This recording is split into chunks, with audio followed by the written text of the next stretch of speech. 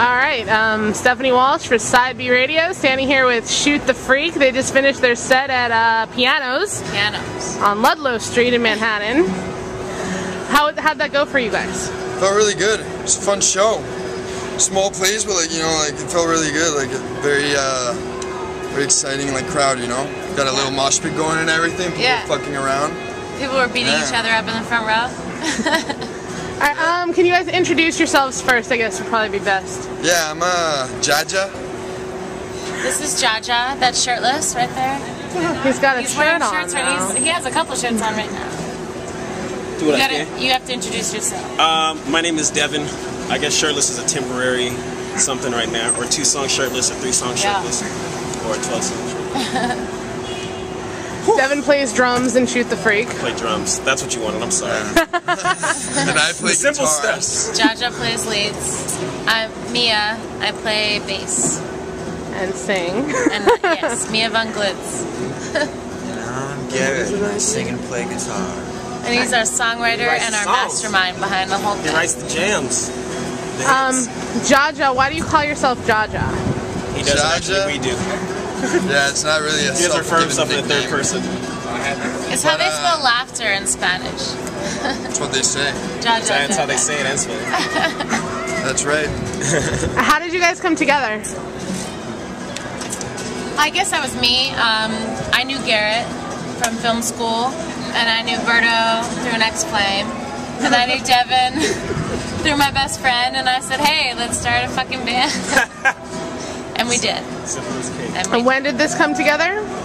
About a year ago, February 2010, we started jamming together and taking some of Garrett's songs and just workshopping them, and it was good. Now we have a full set. Good. Album's worth of material. Yeah. When are we going to get more music recorded? That's a good question. We want to do a full-length album. We have so many ideas for it. We're just waiting until we get a little more cash, and then we'll film a full-length. I mean, our sound has really evolved since our EP. I think our 4-track it's good, it's solid, but we have many more songs since then that I think represent us way better. So we're trying to get some of those recorded. It feels like we're in a fortunate position. Like in the beginning, the songs came together pretty quickly and were awesome, but we were still young as a band, and a lot of things happened for us as far as shows and opportunities, and so whereas most bands would probably be growing and no one would be paying attention and kind of coming to our own, we kind of had, we were fortunate when people were listening early on. Yeah, we had this attention for some reason. Yeah, and so now it's developed kind of in front of people, and so we even talked, about doing another EP even, and then a full length maybe that is more representative of the sound, but a lot has changed, Garrett, as far as knowing us and understanding us, writes with that in mind. I think knowing he's going to bring it into a band, and we're in a workshop, and he's also about letting us do that, so which is good. Yeah. The song "Sunny Sister" is on a soundtrack. It is. Art House. Art House. It's Iggy Pop. A movie with Greta Gerwig, and she's big news now. She's in that movie with Natalie Portman and Ashton Kutcher, No Strings Attached, and the new movie with Russell Brand called Arthur, and she's blowing up, and we're really excited about it because she's the lead in this film Art House, which we have a track in. We're mostly excited because Iggy Pop is in the film, and he's a big fucking hero of ours. How did you guys get on the soundtrack? How'd that whole thing come to be? That's actually a funny story. Actually, a friend of mine was working, on the music compilation, and he said, hey, I want to put your song Sunny Sister on the track, and he did.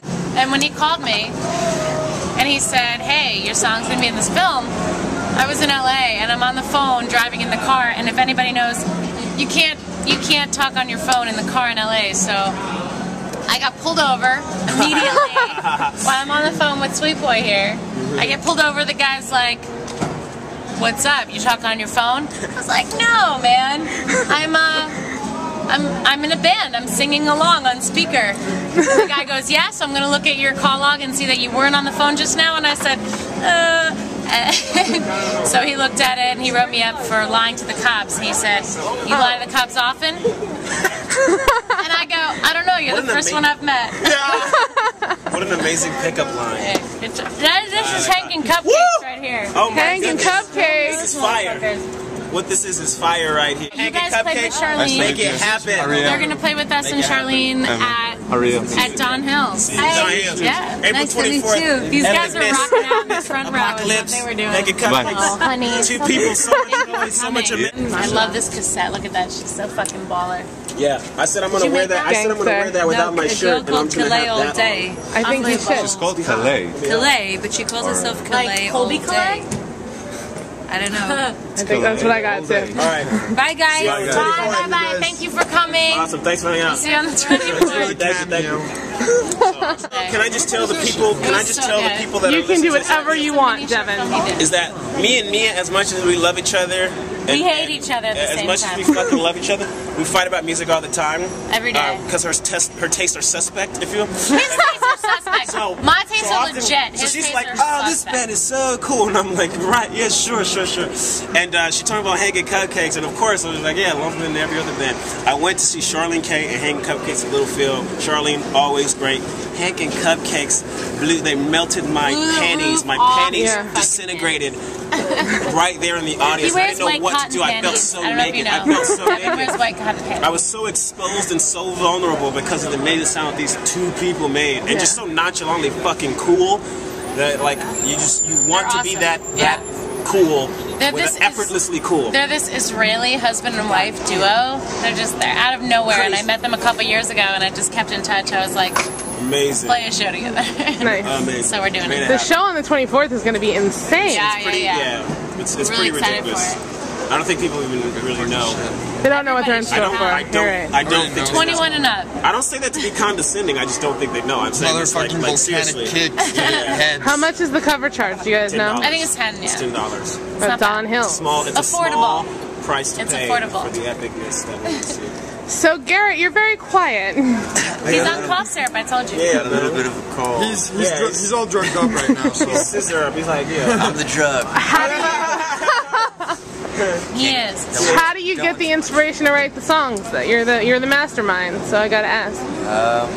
Well, writing a song, you can do it so many different ways, but it usually just starts with a melody inside my head, and then I go from there. Put lyrics that mean something to me over it, you got a song. Which you would never know because he always comes at us with the riff first. And then he's like, I'll write a melody. No big deal. This guy's a music writing machine. Well, and it's smart too because to come I think at the band musically first is the most important part because that's what the audience is going to feel too. Everyone's going to feel the music first. We're going to feed off that, and then he lays lyrics down and the melody. We're like, oh yeah, it's adding on layer. If he came with lyrics first and melody, it'd be like, okay, cool. What's the track like? What's the rest of it like? I don't know. So that's why I think it works well for us. You know I think what I mean? so too. That's how we workshop songs best. Yeah. For sure. I always kind of wanted to hear the lyrics first, though. But he can never hear the lyrics. He always tries. He only knows one lyric, and I think it's "Came to Crash the Party." I know. No, and I suffocated. You sing that song. And I suffocated. On top. You have musical inspirations. Yes. Yeah, quite a few. Can you tell me about some of them, or do I have to? Queens of the Stone Age, Jack White. Anything Jack White. Arctic Monkeys. Anything else Mozart. Yeah. Dead Weather.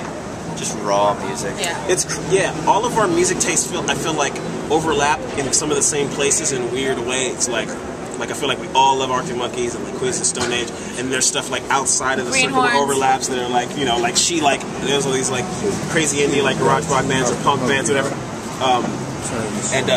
Sorry, we don't have anything. Sorry.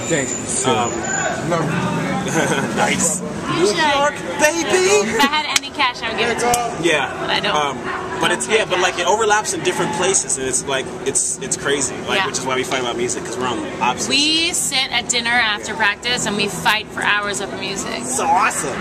It's what we do. It's what we do. But it's